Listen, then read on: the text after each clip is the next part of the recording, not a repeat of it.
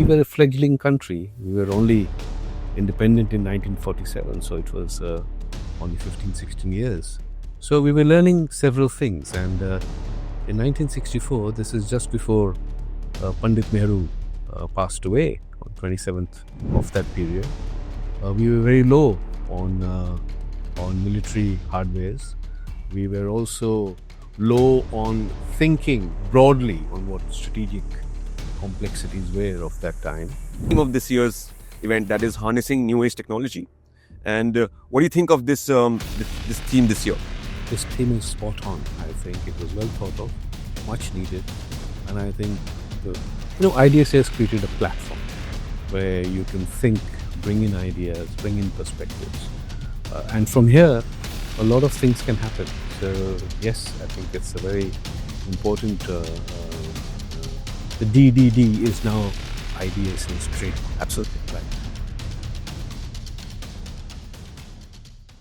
Over the last several decades, India has transformed from a developing nation, finding its footing, to a global voice shaping world politics, defense, and diplomacy. Our challenges have changed, our capabilities have grown, and our strategic thinking has evolved with every passing era. And as we reflect on the remarkable journey, we are joined by someone who has studied India's rise closely and shaped many of its strategic conversations. Dr. Uttam Kumar Sinha is a distinguished fellow at the Manohar Parrikar Institute for Defence Studies and Analysis, and one of India's leading experts on security, geopolitics, and national strategy. With Dr. Sinha, we dive into 60 years of IDSA, 6 decades of ideas, debates, research, and nation-shaping insight. From the Cold War to the nuclear era, from neighborhood diplomacy to new age challenges like climate, technology, and global power shifts. MP IDSA has evolved right alongside India's growth. So without any delay, let's go straight into this conversation and explore how India sees these 60 years and what the future demands from our strategic thinking. Without further ado, let's get started.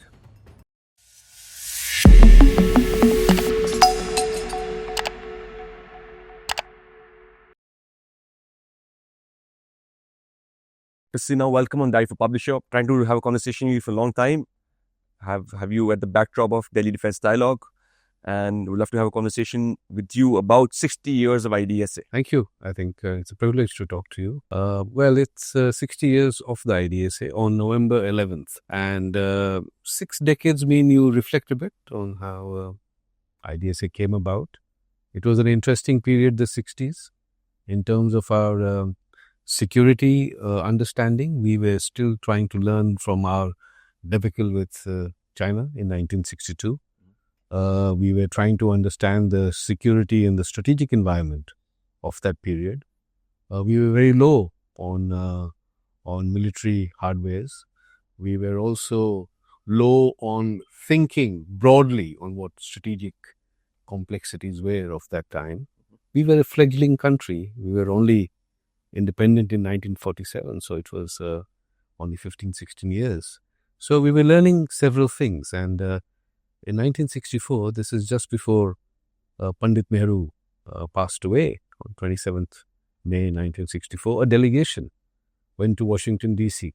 It was an important delegation headed by the Defense Minister, Y.V. Chauhan, and in the delegation was the Defense Secretary, P.V.R. Rao, and several other members. And they went to Washington for the first defense planning, strategic defense planning cooperation with the United States.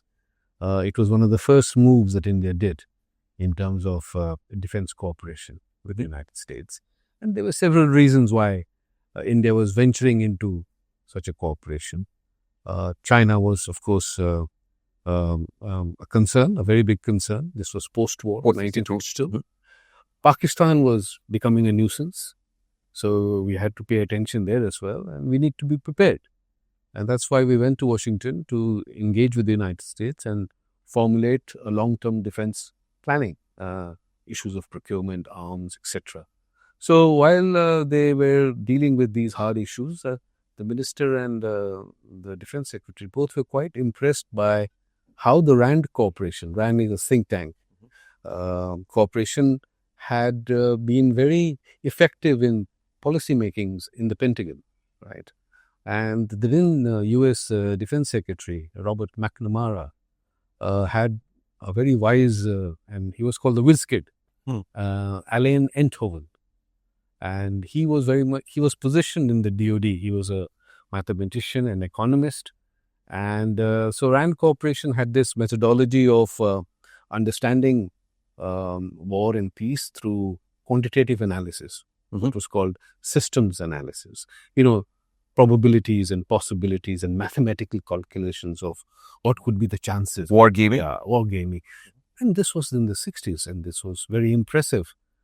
And both the defense minister and the defense secretary were very impressed by this kind of inputs coming into their ministry. From a think tank. From a think tank, and how it was helping them formulate policies. So when they came back to India, unfortunately, they had to cut down the visit because Pandit Nehru died. So the delegation came back.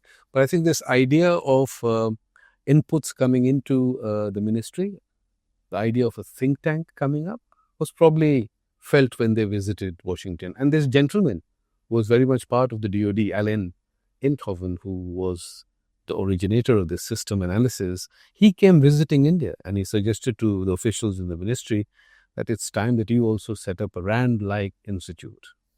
So there was much debate, and in 1965, we eventually formed an institute on 11th November with Y.B. Chauhan as the defense minister.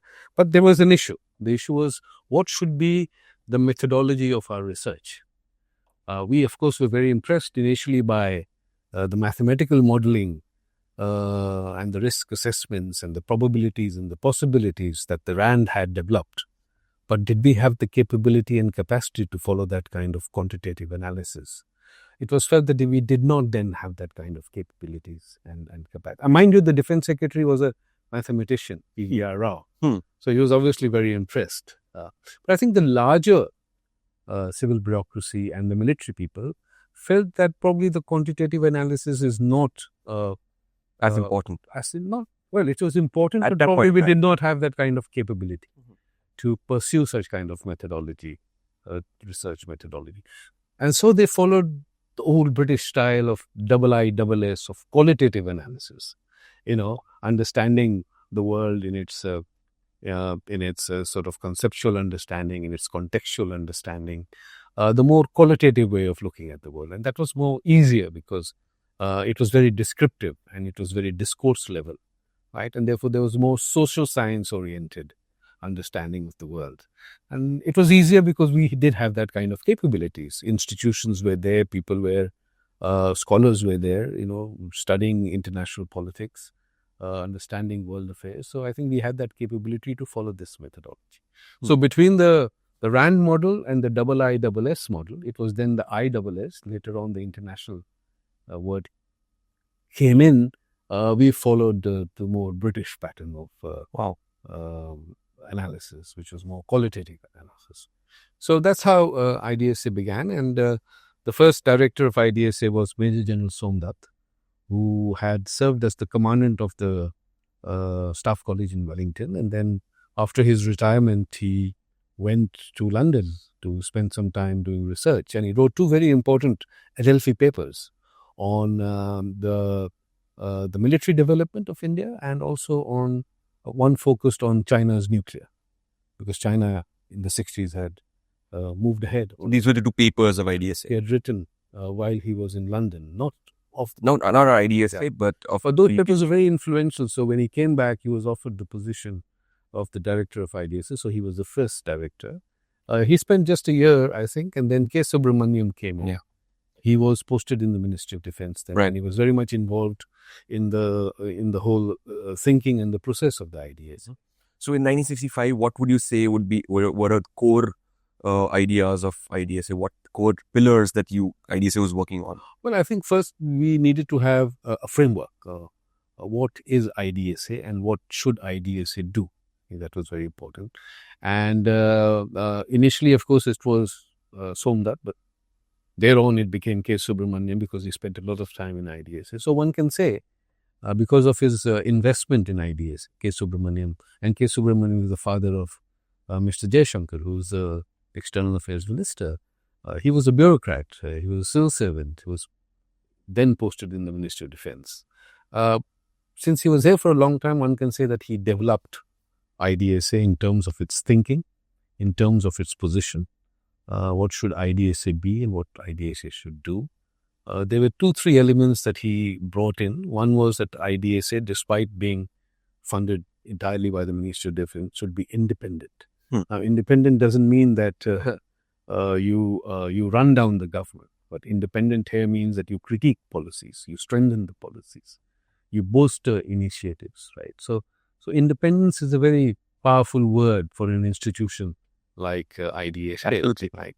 So independent in their thinking, independent in their views, also to be brave in thinking about certain things, even if it runs contrary to a certain position. So that kind of honesty in research and that kind of courage in research, I think K. Subrahmanyam brought in as a leader. Of course, it was the researchers who were doing the research and writing.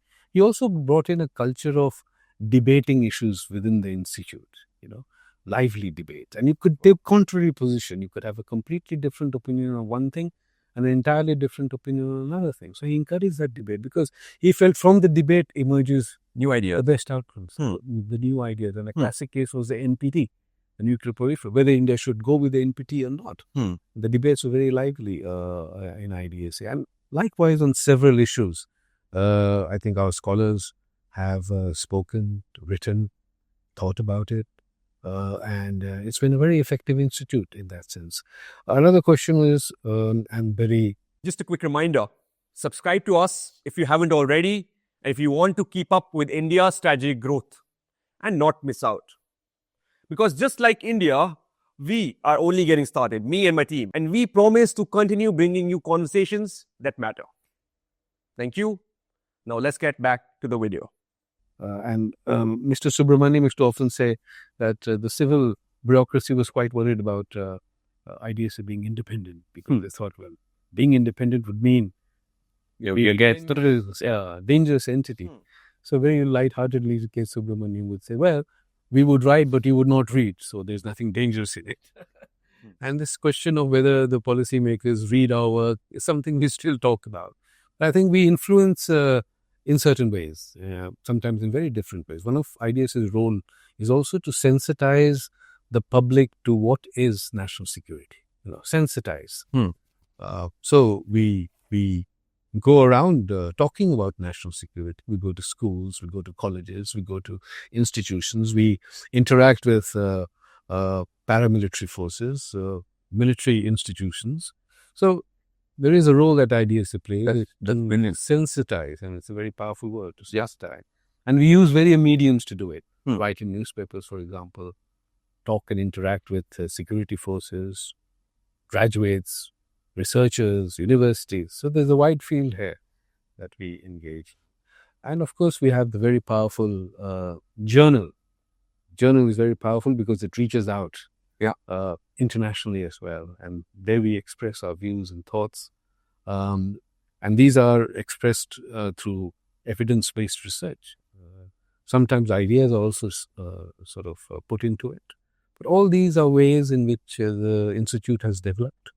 Where we are now is, we are still an important institution. Absolutely. But yes, the times have changed. How do you think IDSA has evolved over time in terms of their research style and their ideology? Because every leader who comes, as a DG would have a different style of bringing their... Well, the style is there. The style of leadership will always vary. But I think the core interest of IDSA is to look at national security issue, and everyone does that. The issue, of course, is how do you approach these national security issues? Because these are now wide issues, very interlinked issues. It's become a matter of interdisciplinary issues, right? So I think what we need to look at, and we are at this very, I would say, a defining point now, is how do we do our research? What's the kind of methodology we should bring in? Remember when I began with, the whole issue was what methodology we should use. Quantitative, it is more qualitative. Now we need to also debate this discussion. It has to be more interdisciplinary. It has to be quantitative analysis, the probabilities, the possibilities, because the world is very unstable. It is very unpredictable. How do you gauge the unpredictability? I think these are elements we need to think about. We need to think about a methodology which is more in tune with the changing geopolitical landscape. So that's what IDSA is. And I'm sure the next generation of researchers in IDSA would be very different, trained very differently, thinking very differently. They'll be using more, technology in their research. They will be using more risk assessment. They will be using the probability and the possibilities, the mathematical calculations. And it will certainly be more interdisciplinary. You will have mathematicians, you will have social scientists, you have anthropologists possibly, you will have climate scientists, all working together to understand the changing dynamics of national security. How you portrayed the history of IDSA in a very beautiful manner.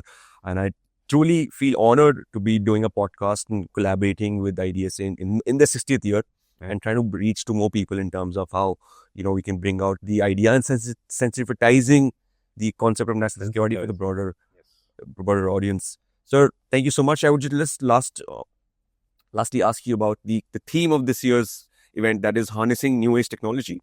And what do you think of this this theme this year? This theme is spot on. I think it was well thought of, much needed. And I think IDSA has created a platform where you can think, bring in ideas, bring in perspectives. And from here, a lot of things can happen. So yes, I think it's a very important, the DDD is now IDSA's trademark. Absolutely. Right. Thank you so much, sir. Pleased to have a conversation with you, and I'm sure the audience had a lot of lessons about the history of this. Yeah, it's good to know the history of a place. I am genuinely really, pleased to have this conversation because I learned something much more about this institution, which I didn't know about. I'm glad you did. Thank you so much for your time, sir, and an honor and a pleasure. Thank you very much. All the best. Patience, you made it to the end. Hopefully, you learned something new today. Please double check for me if you're subscribed. And don't forget to share this video with a peer who could benefit from it as well. Until next time, keep reimagining yourself and know that the power of change lies within you. Jai Hind.